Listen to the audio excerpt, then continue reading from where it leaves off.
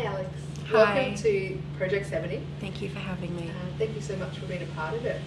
So Alex, you are the founder and director of Night Ninjas? Yes. Yeah. And you've grown up and live in the Redlands. Do you want to tell us a little bit about yourself? Yes, my name's Alix. I am 41 years old and I came to the Redlands directly from Dortmund, Germany in 1983, straight to Thornside. So I've lived here pretty much all my life. I have moved back and forth. I've spent some time in Sydney at Balmain doing markets and Bondi markets, but lived in Camden. So that was a culture shock for me. Also lived in Dorrigo Rainforest next to a hippie commune. That was pretty awesome, but always came back home. I've lived in the Redlands, pretty much grown up here, seen massive amounts of changes. So you've been here since you were young, so you went to school in the Redlands? Yes, yeah. Went to Capalaba High. I went to Coolanwimpin when it was sort of really new. I was the flagpole person, putting the flag up each morning. And we had an old-fashioned bell that we rang. Wow. Now some schools, I've heard they play music to gather everyone around, but it's pretty old school. And then I went to Capalaba High. Yeah. So what did you do any further study? What did you sell at the markets? What were you passionate about? Look, I just had a thirst for everything. I didn't know what I wanted to do. So I did t-shirts down at, sold them at Bondi and Balmain markets, and hoodies, all with our own screen printed designs. I came back and did radio here on Bay FM. That was pretty cool. I've just had a thirst for everything. I travelled a little bit, went back overseas to see my family, but always ended up back here and had just worked bits and pieces, jobs that weren't really, a trade. And I thought, well, it's time to get a trade. So when I had my first child, I thought, okay, after that I was going to do childcare. So I did childcare. Before I had him, I actually did nursing. So which led me to just before Night Ninjas, I was looking after a acquired brain injury client, and I did that one-on-one support for nearly 4 years, and then I did Night Ninjas. It took over my life. So tell us about Night Ninjas. So what year did it start? I was in a situation where we had a relationship breakdown. I had 2 kids. My eldest is special needs, and it was a really difficult time for me. My little one was really little. I had wonderful friends in my life that really took us in, loved us, and it was hard. It was really, really hard. I noticed some significant gaps in the Redlands. There was no crisis support, housing. I had my kids bundled up with me, and they said to me, honey, there's 22 people in Alix Hills alone on the waiting list, and the emergency waiting list. So I definitely saw some significant gaps, and I thought to myself, if somebody gives me a shot in a private rental, I'm going to pay this all forward. All the beautiful people that have helped me, and even the private sector is very, very hard to get into. If you find an affordable housing in the Redlands, it's like 30 to 40 applicants per that house, and guarantee you they usually take singles without children and that are working. So this wonderful human being gave me a chance in her 2-bedroom unit one day, and never looked back since. And I started Night Ninjas there in my lounge room in that house. Yeah. So how long has Night Ninjas been around for? So since 2015 we've been going. Yeah. Yeah. And so what services, or what did Night Ninjas do at the beginning, and how did it become what it is today? Okay, so for me to be able to pay it back, I wanted to do something really significant. So I went to my friend who lives at Eagleby and runs a homeless organisation, and his company is called Nightlight, and they service Eagleby in a van. They go around and give groceries out and love on people and just serve the homeless. And I wanted to get to know how people feed people and how the act of giving can really be achieved. So I went to even the Sikh temple out at, I think it's Underwood or Springwood. I had to wear my little, veil. Excuse my ignorance, I can't even remember off the top of my head what the word is called. But I went there and I saw how they fed the masses for free, and that was incredible. Also did some research on the Indian temple and how they feed tens of thousands of people every day. And it all comes back to community. And for me, knowing the amount of gaps that we have in the Redlands with homelessness, I thought that I wouldn't be the only one that was going through the knockbacks and the gaps, falling through the cracks in the system and not wanting to move out of the Redlands, because my kids go to school, my kids have support here, and my support was here.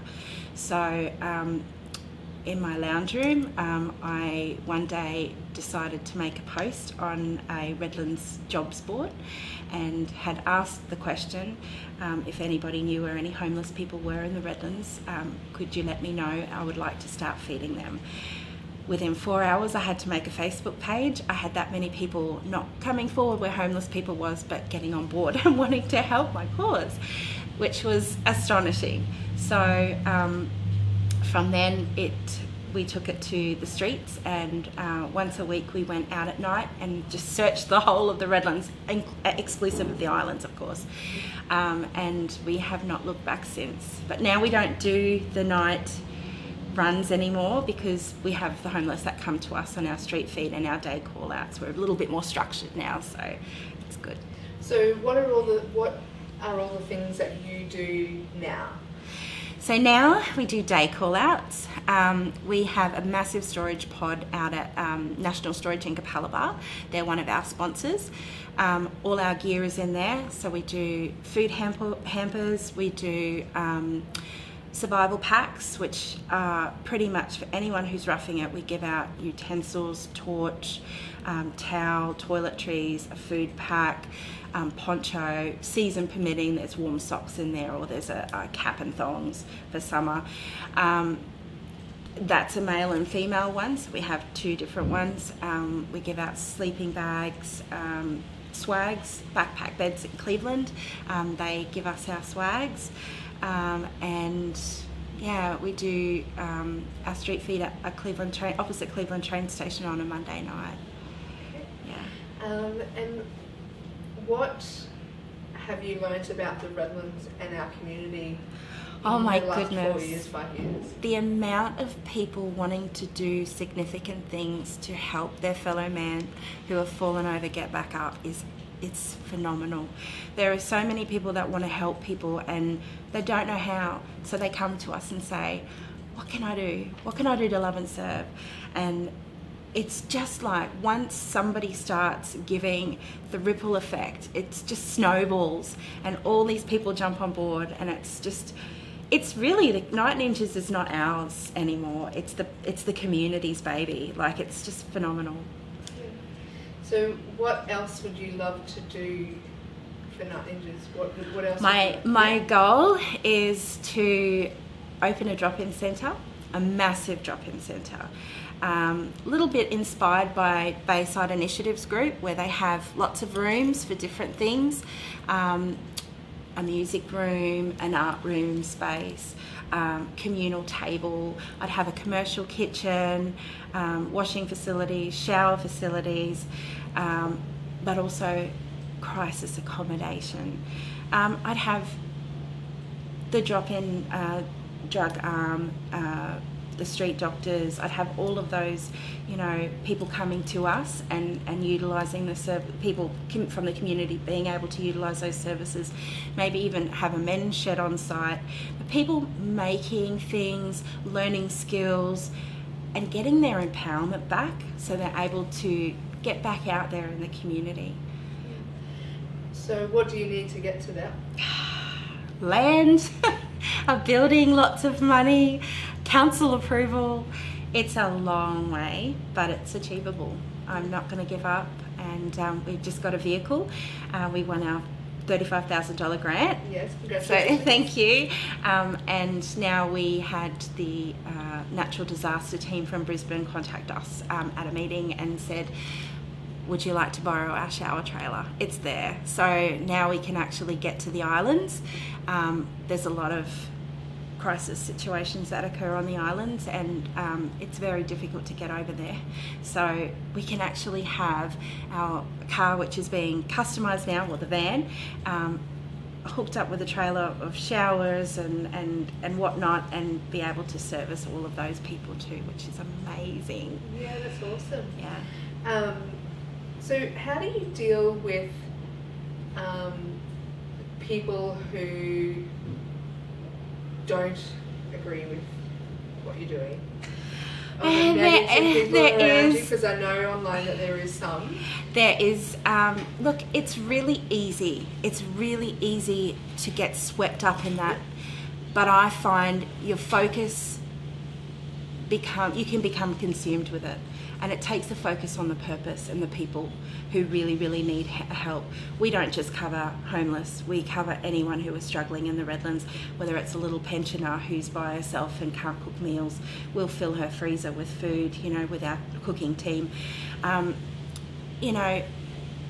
Essentially, it would be perfect to live in ideal to live in a perfect world. That's not the case. And we just have to be careful with, not shifting the focus on negatives. There always will be kickback, no matter what you do, whether you're in school, whether you're doing working. There's always going to be people that you can't get along with, and that try to tackle you or take you down or don't agree with, bringing focus on issues that they might not agree with. That's life. It's just, you just got to get on with it. Yeah. How do you look after yourself? Because when you give so much, yes, usually you're the last person who looks after you, and obviously you're a mum of two. Yes. How do you juggle that? I have a wonderful, wonderful team. I have a wonderful board, and they check in with me. They're very easy to talk to, so if anything is going on or I need to debrief, they're there to go to, and I can blur everything, and they can give me time out and find ways in where I'm covered. Not I'm covered, but cases are covered while I'm having downtime. So it's my crew, and I can't get by without my crew. And how are your children? How do your kids love it? Oh, wow. My little guy's 7. He just thinks he is, he can rescue everyone with a cuddle. He's really smoochy and wants to love and help. Then I have a 12-year-old, he's special needs, and 2 years ago at Hilliard, he was going to Hilliard, and he, behind my back, organised with the SEP teachers and the principal and his entire grade 6 class to donate goods for us. And then he presented it all to me, and he kept it a secret. So that was pretty overwhelming. He had everyone in tears. It was a magical, magical day for us. So he's got a very kind spirit, but obviously, there's big issues with him. So I think with what he's capable of and comprehension-wise, he is incredible. He's an incredible human being. Yeah. Awesome. What are some of your favourite parts of the Redlands? The chalet at Stradbroke Island. I love Straddy. I feel really connected to that place for some reason. It calls me. I really love, is it Kinross Garden? Yeah, where they have all the little, they had animals there for a little while, but it's really nice to just go and chill out with all the nature and stuff. I love the fact in the Redlands that we've got pretty much everything at our fingertips, like we've got the strawberry farm. You can go and get like your little, punnets of strawberries for really cheap, and they've just been picked, and punneted. And then you've got you know, a vast array of restaurants and everything, like at Lakeside and Wello, and there's just so much here. It's just fantastic. We really, really are lucky here. So you grew up here basically, and you moved away. Yes. And you call the Redlands home. Yes. What's it like to feel like you belong somewhere? Being an only child and being away from all my family over in Italy and Germany it's really seeing people with sisters and brothers and massive families. It's always made me feel not alone, but more of an observer and taking a back seat more, and it has affected me, but I have the most wonderful people in my life, and they're family to me, you know, and I just feel so blessed that even though I don't have brothers and sisters or any aunties, uncles, nobody is here, not even a cousin, it's my mum and I and my kids. I feel really blessed, especially with ninjas, to just be completely loved on all the time, so yeah. And so what do you think is in the future of the Redlands? What do you think? What do you see or hope comes next? Look, it's a hard one because Redlands is so there's so many people coming in, and with people do come problems. You know, the rise of domestic violence, homelessness, issues with drugs, alcohol, substances, gambling, those things. When there's more people brought in, there's more problems. And my hope is that we have enough services to cater for all the problems to come as we grow. But that the community spirit never goes. That, to me, I don't think you can take that out of the Redlands. It's so embedded here. Growing up here, it's one thing that I've always noticed. Everybody is so wanting to help others. I just love that.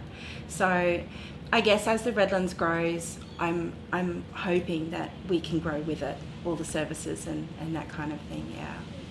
Awesome. And is there anything else you'd like to add? I'm just really grateful for this experience. I really feel that I'm really lucky. I'm really lucky to have grown up in the Redlands. It's my history. It's my history now, and to be able to be doing something actively, I feel like I'm giving back to the land, the people that have walked here before me, the people that have fallen over, to be able to get them back up. Like, I feel like it's an honour for me to do that and give back to the Redlands. It's given me so much. Awesome. Now, there's one question that we ask everybody. Do you eat Vegemite? I love Vegemite, and I know what you're going to ask me, and yes. I love it as thick as you could have it. What? I can eat it with a spoon. I don't know what it is about Vegemite. I think when I was little, my mum always said, it's full of vitamin B and it's really good for you. And being German and Italian, bread is like massively important to us. And anything that goes on bread is just, you know, it's one of those things that's a must. And then when I tried Vegemite, I tried it with everything, with cheese, with pickles, and I love it. I love it. Thicker the better. Wow, and it has to be on toast. Yeah. So, yeah. Awesome. Thank you so much for being a part of it. That's okay. Thanks for having me. Yeah, we'll see you soon. Thanks. Thank you.